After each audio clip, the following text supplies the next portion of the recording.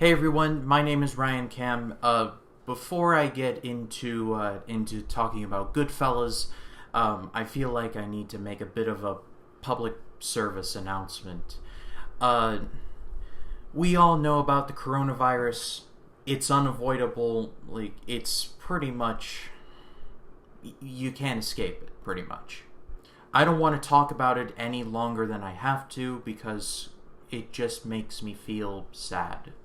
I feel sad for everyone involved. I feel sorry for the World Health Organization and the CDC. I'm sure they're trying their hardest to figure everything out. And everything is getting canceled. There's no sports. My friend Phil, who is probably going to see this, hi Phil, what's up? He's going through withdrawals right now because the XFL was canceled, the NBA was canceled, everything's getting canceled. And as far as this channel goes, there are basically no new movies coming out for basically the entirety of April, the rest of March, and all the way up until May, and maybe even leaking into May a little bit. Black Widow just got canceled.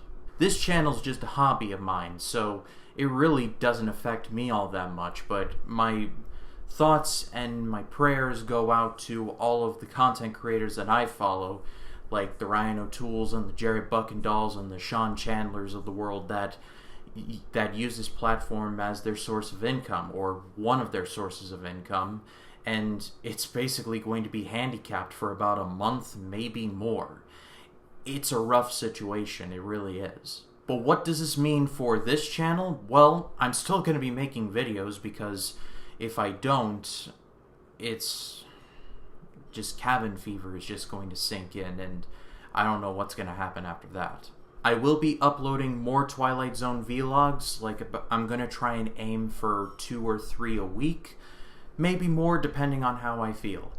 But I'll also be doing more of these I Finally Saw videos because I will be watching a lot of newer films, the ones that I had never seen before, and I'll be uploading those. And I'll also be starting a new series called the AFI Project. The AFI Project is kind of an offshoot of my good friend Rachel Reviews' podcast, The Criterion Project. I'll be covering every movie on the AFI's top 100 movies of all time list. Everything from Citizen Kane to Ben-Hur and everything in between. I'm going to release maybe 1 or 2 of those a week, depending on how I feel. I already feel like I've been talking about this for way too long, so I am going to get into Goodfellas, but I just wanted to get all the announcements out of the way that the future of this channel is still looking bright. Despite there being no new releases, the content is just going to keep on rolling. And if you do want to stay up to date with all the videos that I drop, please be sure to hit the subscribe button and the bell to allow notifications. That way, when a new video does go up, you will know it. With that said, let's dig into Goodfellas. Hello everyone, my name is Ryan Cam, and I finally saw Goodfellas. What caused me to finally sit down and watch Goodfellas? Well, I saw a little movie called The Irishman. Maybe an unpopular opinion to some, but I did not like The Irishman. I thought it was way too long, and the entire gimmick of, ooh, look at these older actors looking young, it just wore off on me just really quick. It was very well acted across the board, and it was legitimately awesome to see Joe Pesci back, but the movie just fell flat for me. Having seen Goodfellas, I can safely report, The Irishman is Goodfellas except about 30 years older. I had basically been pressured to see this movie by my buddy Phil. Hey Phil, if you're watching this. When I told him I didn't like The Irishman all that much, he said, then you need to watch Goodfellas, that way you'll understand. So I was like, okay, and I'll set time out of my way to watch it. So a couple months went by, and I didn't watch it. But then, I heard that one of my local movie theaters is playing Goodfellas, so I'm like, okay, no more excuses. So I drove there, sat down, watched all 2.5 hours of Goodfellas, and this is what I thought. Goodfellas is excellent. It really is. Now, while I believe the best mob gangster movie ever made is The Godfather, Goodfellas could easily be considered like a close second or third. It's really good. Spoiler warning for Goodfellas, though the movie was released in 1990 and it's 30 years old this year. So go out of your way to watch it because it is fantastic. This movie follows Henry Hill, played by Ray Liotta, and his journey in the Mafia.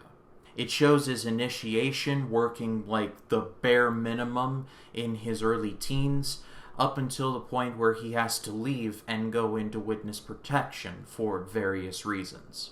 As I stated earlier, the pacing in this movie is far better than The Irishman.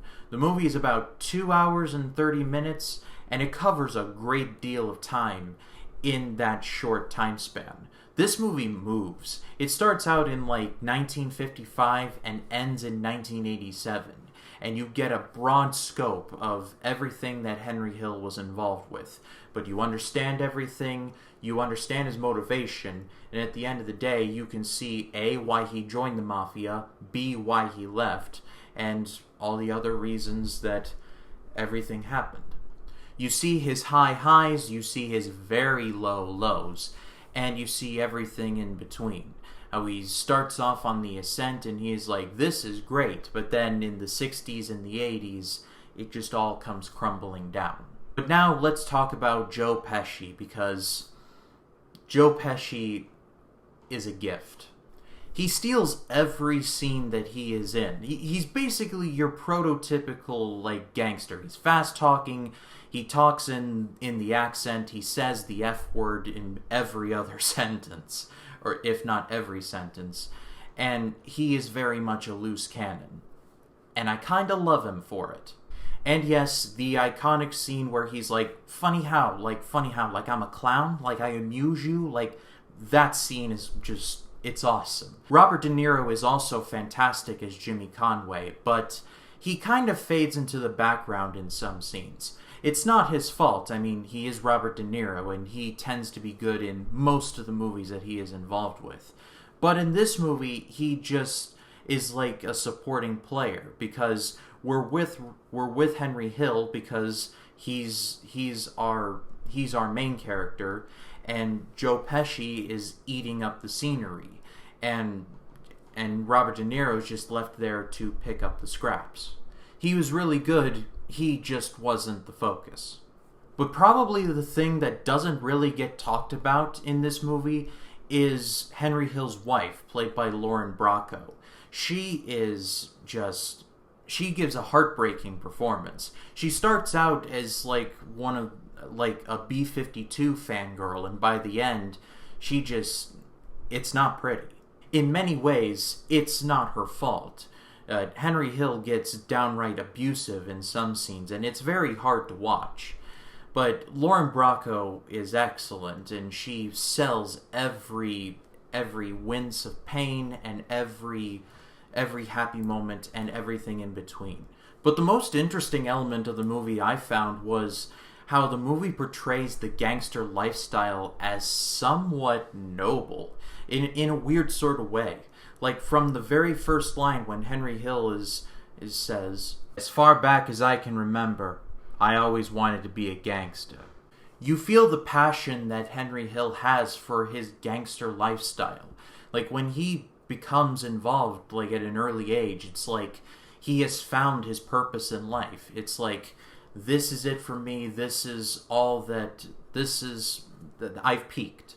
I can't remember the exact quote right here and now, but there's a scene where Henry is narrating and he says, when you're a gangster, you're somebody in a room full of nobodies. And he basically looks down on like the average Joe who rode the subways and worried about their taxes. The gangster life is seen as exciting, and being a part of a mafia family was being a part of a legit family, or like a fraternity.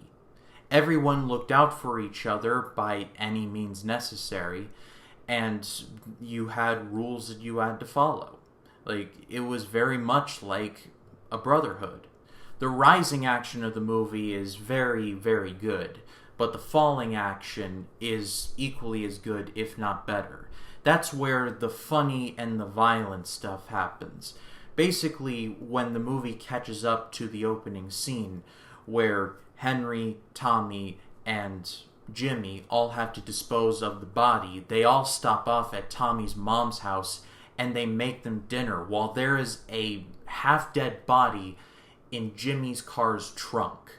And I just had to laugh because I'm like, there's a body in the trunk and you're sitting down for spaghetti. Like, prioritize your stuff, man.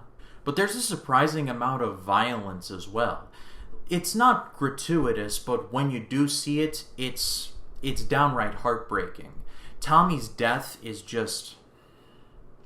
It cut me. It cut me, like, right to my core, because they built it up so much. It was like Tommy's finally getting initiated, and they take him into this room. It's empty.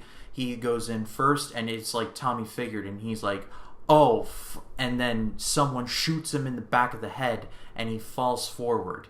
And Jimmy finds out about it, and he just freaks out inside of a phone booth. He's like beating on the phone, and he tosses the phone booth over.